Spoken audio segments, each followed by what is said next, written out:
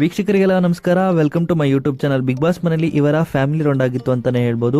ಹಾಗೇನೇ ಮುಂದಿನ ವಾರಕ್ಕೆ ಯಾರು ಕ್ಯಾಪ್ಟನ್ ಆಗ್ತಾರೆ ಅನ್ನೋದನ್ನ ಈ ವಿಡಿಯೋ ಮೂಲಕ ತಿಳಿಸ್ತೀನಿ. ವಿಡಿಯೋನ ಸ್ಕಿಪ್ ಮಾಡದೆ ಕೊನೆವರೆಗೂ ನೋಡಿ. ಬಿಗ್ ಬಾಸ್ ಕನ್ನಡ ಸೀಸನ್ 12ರ ಫ್ಯಾಮಿಲಿ ವೀಕ್ ವಿಶೇಷತೆ ಏನೆಂದರೆ ಕಂಟೆಸ್ಟೆಂಟ್ಗಳ ಕುಟುಂಬ ಸದಸ್ಯರ ಮನೆಗೆ ಭೇಟಿ ನೀಡಿ ಕ್ಯಾಪ್ಟನ್ ಅಭ್ಯರ್ಥಿಗಳನ್ನು ಆಯ್ಕೆ ಮಾಡುವುದು. ಹಾಗಾದ್ರೆ ಈ ಪ್ರಕ್ರಿಯೆಯಲ್ಲಿ ಅತಿ ಹೆಚ್ಚು ಗಿಲ್ಲಿ ಅವರು ಆಯ್ಕೆಯಾಗಿದ್ದಾರೆ ಎಂಬ ಸುದ್ದಿ ಕೂಡ ಹರಿದಾಡ್ತಾ ಇದೆ.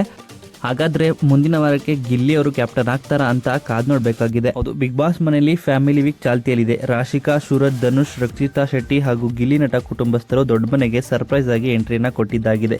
ವಿಶೇಷ ಅಂತಂದ್ರೆ ಮುಂದಿನ ಕ್ಯಾಪ್ಟನ್ ಯಾರಾಗಲಿದ್ದಾರೆ ಅನ್ನೋದು ಸ್ಪರ್ಧಿಗಳ ಕುಟುಂಬ ಸದಸ್ಯರ ಆಯ್ಕೆ ಮೇಲಿದೆ.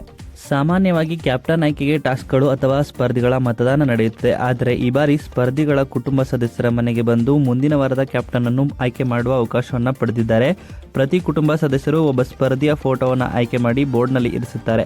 ಅತಿ ಫೋಟೋಗಳನ್ನು ಪಡೆದವರು ಕ್ಯಾಪ್ಟನ್ ಆಗ್ತಾರೆ ಅಂತ ಬಿಗ್ ಬಾಸ್ ಸೂಚಿಸಿದ್ದಾರೆ. ಹೌದು, ಮನೆಗೆ ಆಗಮಿಸಿರುವ ರಾಶಿಕಾ, ಸೂರಜ್ ಹಾಗೂ ಧನುಷ್ ಕುಟುಂಬದವರು ಬೋರ್ಡ್ ಬಳಿ ಬಂದು ತಮ್ಮವರನ್ನ ಹೊರತುಪಡಿಸಿ ಮನೆಯ ಉಳಿದ ಸದಸ್ಯರ ಪೈಕಿ ತಾವು ಈ ಮನೆಯ ಮುಂದಿನ ಕ್ಯಾಪ್ಟನ್ ಆಗಿ ನೋಡ ಬಯಸುವ ಒಬ್ಬ ಸ್ಪರ್ಧಿಯ ಫೋಟೋವನ್ನು ಘೋಷಿಸಬೇಕು ಎಂದು ಬಿಗ್ ಬಾಸ್ ಹೇಳಿದ್ರು. ಇದರಂತೆ ರಾಶಿಕಾ ಸಹೋದರ ಸೂರಜ್ ಅವರ ಹೆಸರು ಘೋಷಿಸಿ ನಾನು ಸೂರಜ್ ಅವರನ್ನ ಕ್ಯಾಪ್ಟನ್ಸಿ ರೇಸ್ಗೆ ಆಯ್ಕೆ ಮಾಡುತ್ತೇನೆ ಎಂದಿದ್ರು. ಅವರು ಕಳೆದ ವಾರ ಕ್ಯಾಪ್ಟನ್ಸಿ ರೇಸ್ನಲ್ಲಿದ್ದರು. ಆದರೆ ಕೊನೆಯಲ್ಲಿ ಅವರಿಗೆ ಕ್ಯಾಪ್ಟನ್ ಪಟ್ಟ ಸಿಕ್ಕಿರಲಿಲ್ಲ ಅನ್ನೋದು ಎಲ್ಲೋ ಒಂದು ಕಡೆ ಇತ್ತು.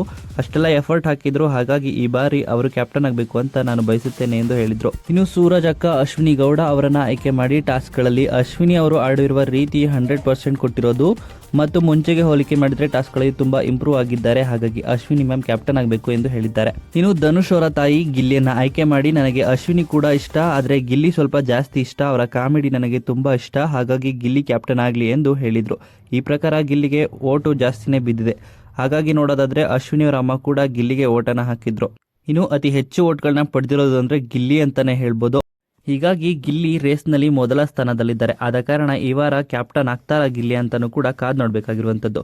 ಇನ್ನು ಈ ವಿಡಿಯೋ ನಿಮ್ಗೆ ಇಷ್ಟ ಆಯಿತು ಅಂದರೆ ವಿಡಿಯೋಗೆ ಲೈಕ್ ಮಾಡಿ. ಬಿಗ್ ಬಾಸ್ ಕನ್ನಡ ಸೀಸನ್ 12ರ ಮತ್ತಷ್ಟು ಹೆಚ್ಚಿನ ವಿಡಿಯೋಗಳಿಗಾಗಿ ನಮ್ಮ ಚಾನಲ್ಗೆ ಸಬ್ಸ್ಕ್ರೈಬ್ ಮಾಡಿ.